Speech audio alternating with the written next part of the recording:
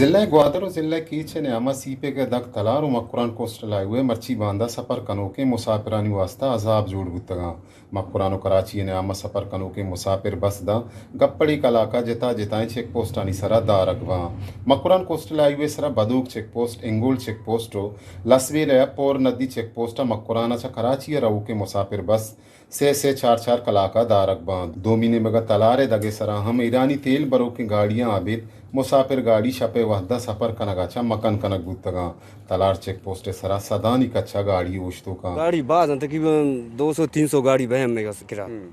شپاروں دا پول سرا لٹ داں پیری داں واپس گوازی نہیں تو نیل نزدیک کا وشت کا نیل ہوتی کم نزدیک گشتے آپ ہی لوٹ گشتے شین نہ اچھنے برے